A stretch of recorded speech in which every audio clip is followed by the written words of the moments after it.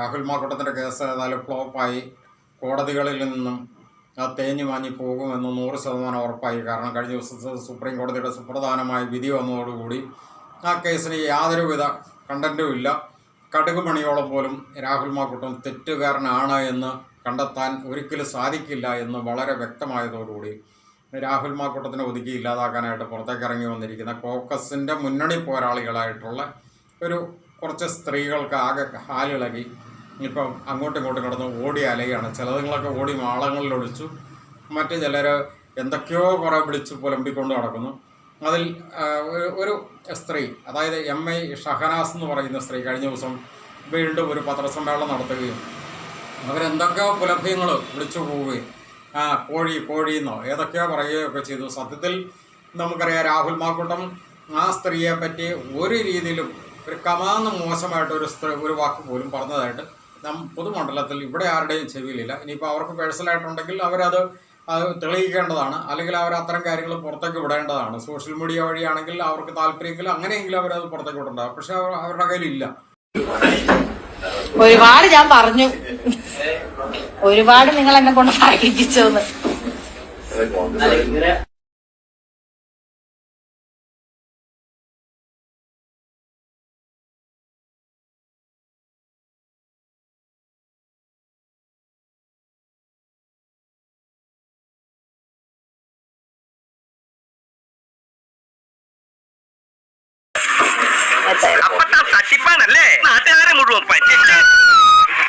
BJPക്ക് പരാതി നൽകി. ഷഹനാസിന്റെ ആരോപണങ്ങളിലെ ഗൂഢാലോചന അന്വേഷിക്കണം എന്നാവശ്യപ്പെട്ടാണ് പരാതി.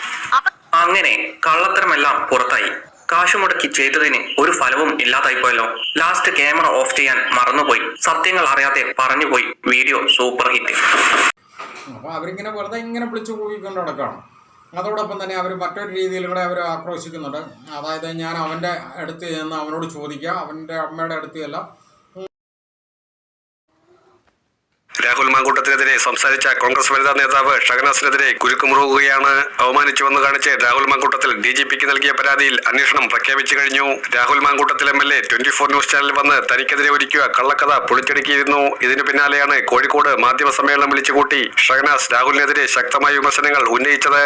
രാഹുലും താനുമായി ഒരു സൗഹൃദവും ഇല്ലെന്നും തമ്മിൽ ഒരു സെൽഫി പോലും എടുത്തിട്ടില്ലെന്നും MA ഷഹനാസ് കോഴിക്കോട് വാർത്താ സമ്മേളനത്തിൽ പറഞ്ഞിരുന്നു. തനിക്കെതിരെ ആരോപണമുന്നയിച്ച ഷഹനാസ് ലിറ്ററേച്ചർ ഫെസ്റ്റിവലിൽ പങ്കെടുക്കാനടക്കം തന്നെ ക്ഷണിച്ചിരുന്നുവെന്ന രാഹുലിന്റെ പരാമർശം കള്ളമാണെന്നും പറഞ്ഞു. രാഹുൽ ആരോപിച്ച വിഷയങ്ങളിൽ അഴിഞ്ഞു വീഴാനുള്ള ഒന്നും തനിക്കില്ല. രാഹുലിന്റെ മുഖത്ത് നോക്കി സംസാരിക്കാനുള്ള ആർജവം തനിക്കുണ്ടെന്നും പരസ്യ സംവാദത്തിന് വെല്ലുവിളിക്കുകയാണെന്നും ഷഹനാസ് പറഞ്ഞിരുന്നു. ഇതിനു പിന്നാലെയാണ് ശക്തമായ നടപടികളിലേക്ക് രാഹുൽ കടന്നത്. തനിക്കെതിരെ ഷഹനാസ് ഉയർത്തിയ ആരോപണം അടിസ്ഥാനരഹിതമാണെന്നും അവർക്കെതിരെ കേസെടുത്ത് ഗൂഢാലോചന നടന്നുവെന്ന് അന്വേഷിക്കണമെന്നും ആവശ്യപ്പെട്ടാണ് പരാതി കൊടുത്തിരിക്കുന്നത്. ഈ പരാതിയിലാണ് DGP അന്വേഷണം പ്രഖ്യാപിച്ചിരിക്കുന്നത്.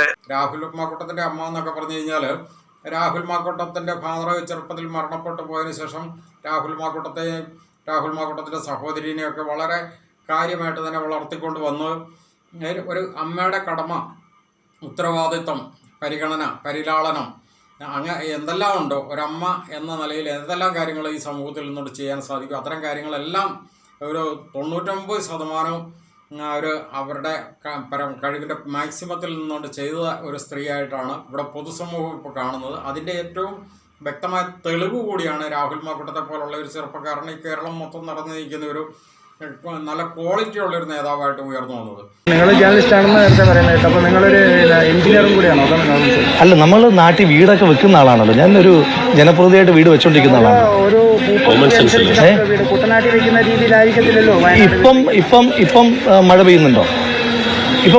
അങ്ങ് പറയൂ, മഴ പെയ്യുന്നുണ്ടോ? എന്താ മറുപടി ഇല്ലാത്ത? അങ്ങ് ചോദ്യം മാത്രമേ ഉള്ളൂ. ഇപ്പൊ മഴ പെയ്യുന്നുണ്ടോ? അല്ല, ഇപ്പൊ മഴ പെയ്യുന്നുണ്ടോ? മഴയില്ലല്ലോ. അതങ്ങ് മനസ്സിലാക്കിയത് അങ്ങ് കാലാവസ്ഥാ വിദഗ്ധനായതുകൊണ്ടല്ലോ. കോമൺ സെൻസ് അല്ലേ? അപ്പൊ അങ്ങേക്ക് ഒരു വീട്, ശരി, ഇപ്പോ ആ കാണുന്ന കെട്ടിടത്തിന് 5 കോടി രൂപയായി എന്ന് പറഞ്ഞാൽ അങ്ങ് വിശ്വസിക്കുവാണോ? അപ്പൊ അങ്ങേക്ക് അറിയില്ല എന്ന് പറ. അതുകൊണ്ട് അങ്ങേക്ക് അറിയാത്തതുകൊണ്ട് ഈ നാട്ടിൽ ആർക്കും അറിയാത്തതൊന്നും അല്ലല്ലോ. ഈ പീഡന ആരോപണം എന്നൊക്കെ പറഞ്ഞാൽ നമുക്കറിയാം ആരോപണങ്ങളാണ്. അതിപ്പോൾ ആർക്കും എതിരെ എത്ര വേണമെങ്കിലും ആകാം. യാതൊരു അടിസ്ഥാനവും ഇല്ലാത്ത ആരോപണങ്ങളാണെന്ന് ഇപ്പോൾ കോടതി വരെ തെളിയിച്ചു കഴിഞ്ഞു. ഇപ്പോൾ നമുക്കറിയാം മുഖ്യമന്ത്രിക്കെതിരെ വേണമെങ്കിൽ അത്തരം പീഡന പരാതികൾ ഒരു 15 എണ്ണോ 25 എണ്ണോ തയ്യാറാക്കി വെക്കാം. പ്രതിപക്ഷ നേതാവിനെതിരെ അതുപോലെ തന്നെ ഏത് നേതാക്കന്മാർക്കെതിരെ, മന്ത്രിമാർക്കെതിരെയോ MP മാർക്കെതിരെയോ MLA മാർക്കെതിരെയോ ആർക്കെതിരെ വേണമെങ്കിലും അത്തരം പീഡന പരാതികൾ ഒരു 100 വേണമെങ്കിലും ഉണ്ടാക്കാം. അതിനകത്തൊന്നും യാതൊരു കാര്യമില്ല, കഴമ്പില്ല എന്നുള്ള കാര്യം വ്യക്തമാണ്. അപ്പം അത്രയും ക്വാളിറ്റി ഉള്ള ഒരു മകനെ വളർത്തിക്കൊണ്ടുവന്ന ആ അമ്മേനെ ഈ രീതിയിലൊക്കെ അധിക്ഷേപിച്ച് ആക്ഷേപിച്ച് ഞാൻ അവൻ്റെ അടുത്തിയല്ല, അവൻ്റെ അമ്മയുടെ അടുത്തിയല്ല എന്നൊക്കെ പറഞ്ഞു കഴിഞ്ഞാൽ, നാടൻ ഭാഷ പറഞ്ഞു കഴിഞ്ഞാൽ അത്തരം വെല്ലുവിളിയും കൊണ്ട് ചെല്ലുന്നവർക്ക് സാധാരണ കുടുംബത്തിൽ പറഞ്ഞ സ്ത്രീകളാണെങ്കിൽ ചെയ്യുന്നത് എന്താണെന്ന് ചോദിച്ചു കഴിഞ്ഞാൽ ചൂലെടുത്ത് ചാണകത്തിൽ മുക്കി അടിക്കുക എന്ന് പറയും. പക്ഷേ എനിക്ക് തോന്നുന്നത് അതിനും കൂടെ ഉള്ള ക്വാളിറ്റി ഇല്ലാത്തതുകൊണ്ട് ചൂലെടുത്ത് പന്നിത്തീട്ടത്തിൽ മുക്കി അടിക്കണം എന്ന് മാത്രമേ എനിക്ക് അതിനകത്ത് പറഞ്ഞു വെക്കാനുള്ളൂ. അതിനുള്ള ഒരു ക്വാളിറ്റി ഉള്ള ഒരു വ്യക്തിയായിട്ടാണ് ഈ സ്ത്രീ പത്രസമ്മേളനത്തിൽ വിളിച്ചു പോയ സംഭവവികാസങ്ങളൊക്കെ വെച്ച് നോക്കുമ്പോൾ തോന്നിക്കുന്നത്. പിന്നെ അവർ മറ്റൊരു വാചകം കൂടെ ആ കൂട്ടത്തിൽ പറഞ്ഞു വെക്കുന്നുണ്ട്, എനിക്കിനി അഴിഞ്ഞു വീഴാനൊന്നുമില്ല, മൊത്തം അഴിഞ്ഞു വീണതാണെന്നൊക്കെ പറഞ്ഞു വെക്കുന്നുണ്ട് ആ പത്രസമ്മേളനത്തിൽ.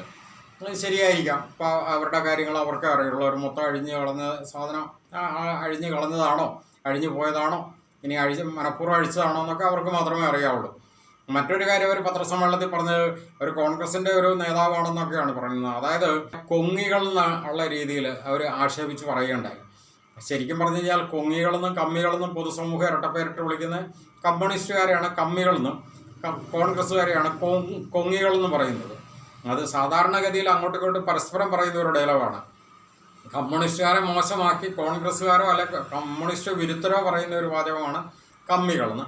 അതുപോലെ കോൺഗ്രസ്സുകാരോട് വിരുദ്ധമായിട്ട് കോൺഗ്രസ്സുകാരോട് എതിർപ്പുള്ള കമ്മ്യൂണിസ്റ്റുകാരോ BJPക്കാരോ അതുപോലുള്ള വിഭാഗങ്ങൾ മാത്രമാണ് കൊങ്ങികളെന്നും പറയാറുള്ളൂ. ഇത് കോൺഗ്രസ്സുകാർ തന്നെ കൊങ്ങികൾ എന്ന് പറയുമ്പോൾ അവരുടെ ആ കോൺഗ്രസ്സിലുള്ള അവരുടെ ആ സ്ഥാനം അല്ലെ കോൺഗ്രസ്സിനോടുള്ള അവരുടെ പ്രതിബദ്ധത അല്ലെ പ്രീതി അല്ലെ അവർക്ക് അതിനുള്ള സ്നേഹം അല്ലെങ്കിൽ എന്ത് ആണെങ്കിൽ പോലും അത് എത്രമാത്രം ഉണ്ടെന്നുള്ളത് സാമാന്യ ബോധമുള്ളവർക്ക് മനസ്സിലായിട്ടുണ്ട്. ശരിക്കും പറഞ്ഞു കഴിഞ്ഞാൽ അവർ ശരിക്ക് കോൺഗ്രസ്സിൽ നിന്നുകൊണ്ട് കോൺഗ്രസ്സിന് പാര പണിയുന്ന ഒരു കോൺഗ്രസ്സുകാരി അല്ലെങ്കിൽ കോൺഗ്രസ് വിരുദ്ധ ചേരിയിലെ ഒരു ചാര വനിതയെ പോലെ ആയിട്ടാണ് എനിക്ക് അതിനകത്ത് തോന്നുന്നത്. ഇത് കോൺഗ്രസ്സുകാർക്ക് എന്തുകൊണ്ട് തിരിച്ചറിയുന്നില്ല എന്നുള്ളതാണ് അവർ മനസ്സിലാക്കേണ്ടത്. 10 വർഷം ഭരിക്കാൻ തെരഞ്ഞെടുത്ത, ഇനിയും തെരഞ്ഞെടുക്കും എന്ന് നിങ്ങൾ പ്രതീക്ഷിക്കുന്ന കേരളത്തോട് എന്തിനാണ് ഇത് ചെയ്യുന്നത് മുഖ്യമന്ത്രി? കേരളം ഇടതുമുന്നണിയോട് എന്ത് തെറ്റ് ചെയ്തു? എന്തിനാണ് കേരളത്തിലെ മനുഷ്യരുടെ നെഞ്ചിലേക്ക് തീ കോരിയിടുന്നത്? എന്തിനാണ് കേരളത്തിലെ മനുഷ്യരെ തമ്മിലടിപ്പിക്കാൻ നോക്കുന്നത്? 10 കൊല്ലത്തെ വികസന പ്രവർത്തനങ്ങൾ കൊണ്ട് മാത്രം അധികാരത്തിൽ തിരിച്ചു വരും എന്ന് നിങ്ങൾ വിശ്വസിക്കുന്നുണ്ടെങ്കിൽ എന്തിനാണ് ഇവിടുത്തെ മനുഷ്യരുടെ മനസ്സിൽ വെറുപ്പിന്റെ, സംശയത്തിന്റെ വിത്തുകൾ പാകിയെടുക്കാൻ നോക്കുന്നത്? ഈ രാഷ്ട്രീയം വീണ്ടും വീണ്ടും വീശി നോക്കുന്നത് കേരളത്തിന് പൊറുക്കാനാകുമോ? മാറാട് കലാപങ്ങളോ ജമാഅത്തെ ഇസ്ലാമിയോ കേരളത്തിലെ മതസൗഹാർദ്ദമോ ഒന്നുമല്ല പിണറായിയും ബാലനും ഇപ്പോൾ ഉന്നം വെക്കുന്ന ലക്ഷ്യമെന്ന് വ്യക്തം. കേരളത്തിലെ ഭൂരിപക്ഷ സമൂഹത്തോട് UDF വന്നാൽ ന്യൂനപക്ഷങ്ങൾക്ക് ഭരണത്തിൽ സ്വാധീനം കൂടും എന്ന് പേടിപ്പിക്കണം. അങ്ങനെ ഭൂരിപക്ഷ വികാരം തെരഞ്ഞെടുപ്പിൽ ഇടതുമുന്നണിക്കൊപ്പം നിൽക്കണം. ഏത് ദേശീയ സാഹചര്യത്തിൽ, ഏത് സാമൂഹ്യ സാഹചര്യത്തിൽ നിൽക്കുമ്പോഴാണ് ഈ വർഗീയ ധ്രുവീകരണ ശ്രമം എന്നത് കേരളത്തെ ആശങ്കപ്പെടുത്തണം. രാജ്യം മുഴുവൻ സംഘപരിവാർ നടപ്പാക്കിയ രാഷ്ട്രീയ പദ്ധതിയെ ചെറുത്ത കേരളത്തിൽ ന്യൂനപക്ഷങ്ങളോട് അവിശ്വാസവും അകൽച്ചയും ഉണ്ടാക്കാൻ ഇടതുപക്ഷത്തിന്റെ മുഖ്യമന്ത്രി തന്നെ പിന്തുണയ്ക്കുന്ന രാഷ്ട്രീയ പ്രസ്താവന യാദൃച്ഛികമാണോ? അല്ലെന്ന് മുൻ ഉദാഹരണങ്ങൾ വേറെയുമുണ്ട്. 2021 തെരഞ്ഞെടുപ്പിലും കേരളത്തിന്റെ ഭൂരിപക്ഷ സമൂഹത്തിന് മാത്രം കേൾക്കാവുന്ന ശബ്ദത്തിൽ ഇതേ തന്ത്രം മുഖ്യമന്ത്രി പിണറായി വിജയനും പാർട്ടിയും പയറ്റിയിട്ടുണ്ട്. തരാതരത്തിന് ഭൂരിപക്ഷത്തെയും ന്യൂനപക്ഷത്തെയും വശത്താക്കാൻ ശ്രമിക്കുന്ന രാഷ്ട്രീയം ഇതാദ്യമായല്ല കേരളം കാണുന്നത്. ഇവിടെ ജമാഅത്തെ ഇസ്ലാമിയുടെ രാഷ്ട്രീയമാണോ AK ബാലനും അദ്ദേഹത്തെ പിന്തുണയ്ക്കുന്ന മുഖ്യമന്ത്രിയും ചോദ്യം ചെയ്യുന്നത്? ജമാഅത്തെ ഇസ്ലാമി പിന്തുണയ്ക്കുന്ന UDF കേരളം ഭരിച്ചാൽ മാറാട് കലാപങ്ങൾ ആവർത്തിക്കപ്പെടും എന്ന പ്രസ്താവന വർഗീയമാണ്. കേരളം മറക്കാൻ ആഗ്രഹിക്കുന്ന മാറാട് കലാപങ്ങളുടെ വേദനിപ്പിക്കുന്ന ഓർമ്മകളിലേക്ക് രാഷ്ട്രീയ ദുഷ്ടലാക്കോടെയുള്ള അനാവശ്യ കടന്നുകയറ്റമാണ്. ചെറിയൊരു പ്രദേശത്ത് ഒതുക്കി നിർത്താൻ കേരളത്തിന് കഴിഞ്ഞ കലാപങ്ങളെ ഏകപക്ഷീയമായും രാഷ്ട്രീയ കുടിലതയോടെയും വ്യാഖ്യാനിക്കൽ കൂടിയാണ്. ഇവിടെ ഇനിയും ഒരുപാട് മാറാട് ആവർത്തിക്കുമെന്നും CPM പറഞ്ഞാൽ, മുഖ്യമന്ത്രി പിന്തുണച്ചാൽ അത് നമുക്ക് ക്ഷമിക്കാവുന്നതല്ല. അത് രാഷ്ട്രീയ പാർട്ടികൾ തമ്മിലുള്ള വെറും തെരഞ്ഞെടുപ്പ് രാഷ്ട്രീയ പോരാട്ടമല്ല. നമ്മുടെ തലച്ചോറിലേക്ക് വർഗീയ ചിന്തയും വെറുപ്പും പേടിയും ഉണ്ടാക്കാനുള്ള കുടില ബുദ്ധിയാണ്. കേരളത്തോട് ഇത് ചെയ്യരുത് മുഖ്യമന്ത്രി. കേരളം ഈ വർഗീയത അർഹിക്കുന്നില്ല. അവർക്കൊരു കുഞ്ഞുണ്ടായിരുന്നതും ഭർത്തൃമതിയായിരുന്നതും അത് മറച്ചു വെച്ചുകൊണ്ടാണ് അവർ +2 പോലും പഠിച്ചത്. ആ പഠിച്ച സന്ദർഭത്തിൽ പോലും കൂടെ വേറെ ഏതോ യുവാക്കളുമായിട്ട് സൗഹൃദം സ്ഥാപിച്ചു എന്നുള്ള കാര്യങ്ങളൊക്കെ അവരോടൊപ്പം പഠിച്ചിരുന്നവർ പലരും ഇപ്പോൾ സോഷ്യൽ മീഡിയ കൂടെ എഴുതുന്നുണ്ട്. അതോടൊപ്പം തന്നെ അവർ PGക്ക് പഠിച്ചുകൊണ്ടിരുന്നപ്പം UPSC പരീക്ഷയിൽ ഉന്നത റാങ്ക് വാങ്ങി എന്ന് പറഞ്ഞുകൊണ്ട് കോളേജ് അധികൃതരെ തെറ്റിദ്ധരിപ്പിക്കുകയും അവരുടെ സ്വീകരണവും അനുമോദനവും ഒക്കെ ഏറ്റുവാങ്ങുകയും കോളേജിൻ്റെ പരിസരത്തെല്ലാം ഫ്ലെക്സ് ബോർഡുകൾ സ്ഥാപിക്കുകയും അതിൽ ആർമാദിക്കുകയൊക്കെ ചെയ്തിരുന്നു. പക്ഷേ അവർ കഴിഞ്ഞ ദിവസം ഇട്ട വീഡിയോയിൽ പോലെ തന്നെ, അതായത് കുമിളകൾ പൊട്ടുന്ന പോലെയായിരുന്നു സംഭവം പൊട്ടിയത്. കോളേജുകാരെ പെട്ടെന്ന് സത്യാവസ്ഥ മനസ്സിലാക്കുകയും ഇവർ UPSC പരീക്ഷയിൽ ഉന്നത റാങ്ക് പോയിട്ട് UPSC പരീക്ഷ പോലും എഴുതിയിട്ടില്ല എന്നുള്ള കാര്യം സത്യം പുറത്തേക്ക് വന്നതോടുകൂടി അവരാകെ തലമുണ്ടിട്ട് ഓടി എന്നൊക്കെയാണ് പറയപ്പെടുന്നത്. പിന്നെ അതുകൂടാണ്ട് അവരുടെ പാസ്പോർട്ടിനകത്ത് അവർ MI ഷഹനാസ് എന്നാണ് പേരെങ്കിൽ പോലും കൂടെ അവരുടെ പാസ്പോർട്ടിലോ ലൈസൻസിലൊക്കെ പ്രിയ എന്നുള്ള പേരൊക്കെ ഉണ്ടെന്ന് പറയുന്നു. അപ്പോൾ ഇവരുടെ ടോട്ടലി ഇവരെ നോക്കുമ്പോൾ വളരെയധികം ദുരൂഹത നിറഞ്ഞൊരു സ്ത്രീയായിട്ട് ഇപ്പോൾ തോന്നിക്കുന്നുണ്ട്. അതിനകത്ത് ബാക്കിയുള്ള കാര്യങ്ങൾ ഏതായാലും ഇപ്പോൾ പോലീസ് അത്തരം കാര്യങ്ങളൊക്കെ അന്വേഷിക്കുന്നുണ്ടാവും എന്ന് നമുക്ക് ധരിക്കാം. കാരണം അവർക്കെതിരെ രാഹുൽ മാക്കൂട്ടവും അതുപോലെ പൊതുപ്രവർത്തകരായിട്ടുള്ള 1-2 പേരൊക്കെ പരാതി കൊടുത്തിട്ടുണ്ടെന്നൊക്കെ പറയുന്നത് കേട്ടു. അങ്ങനെയാണെങ്കിൽ തന്നെ അവർക്കെതിരെ ശക്തമായ നിയമ നടപടിയും അന്വേഷണവും കാര്യങ്ങളൊക്കെ ഉണ്ടാകുമ്പോൾ ഇത്തരം കാര്യങ്ങളെല്ലാം വെളിപ്പെടും എന്ന് തന്നെ നമുക്ക് പ്രതീക്ഷിക്കാം. എന്തായാലും ഇതിനകത്ത് നമുക്ക് പറഞ്ഞു വെക്കാനുള്ളത്, കോൺഗ്രസ്സുകാരായിരുന്നുകൊണ്ട് ഇത്രയും വലിയൊരു പാര പണിതിട്ടും കോൺഗ്രസിൻ്റെ ഉന്നത നേതൃത്വം എന്തുകൊണ്ട് ഇത് തിരിച്ചറിയുന്നില്ല? അത് വളരെ ഇമ്പോർട്ടൻ്റ് ക്വസ്റ്റ്യനാണ്. നമുക്കറിയാം, ഒരു 100% 100 മാർക്കും കൊടുക്കാവുന്ന ഒരു വ്യക്തിയായി രാഹുൽ മാക്കൂട്ടം കോൺഗ്രസിൽ നിന്ന് പ്രവർത്തിച്ചിരുന്ന ഒരു വ്യക്തിയായിരുന്നു എന്നുള്ളത്. കോൺഗ്രസ്സുകാരനായിരുന്നപ്പോൾ അദ്ദേഹത്തിൻ്റെ മേലെ ഇങ്ങനെ ഒരു കരിനിഴൽ ആരോപണം വരുന്നത് വരെയും അദ്ദേഹത്തിൻ്റെ പേരിൽ നടപടി എടുക്കുന്നത് വരെയും അദ്ദേഹം 100% മാർക്ക് കൊടുക്കാവുന്ന ഒരു യഥാർത്ഥ കോൺഗ്രസ്സുകാരനായിരുന്നിട്ട് പോലും അങ്ങനെ ഒരു കരിനിഴൽ ആരോപണം വന്നപ്പോൾ തന്നെ അദ്ദേഹത്തിൻ്റെ പേരിൽ നടപടിയെടുക്കുകയും സ്ഥാനമാനങ്ങൾ രാജിവെപ്പിക്കുകയും അതുപോലെ തന്നെ പാർട്ടിയിൽ നിന്ന് പുറത്താക്കുകയൊക്കെ ഉണ്ടായി.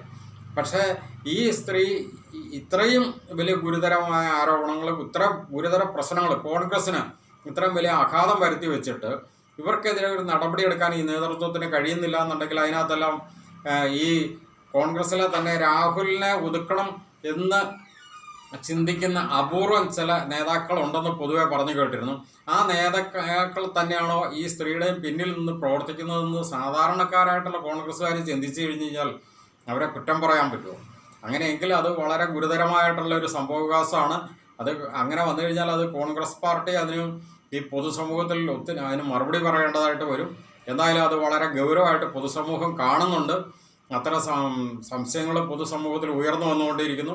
എത്രയും പെട്ടെന്ന് കോൺഗ്രസ് നേതൃത്വം തന്നെ ഇതിന് ഒരു മറുപടി പറയും എന്ന് പ്രതീക്ഷിച്ചുകൊണ്ട് നിർത്തുന്നു. നന്ദി.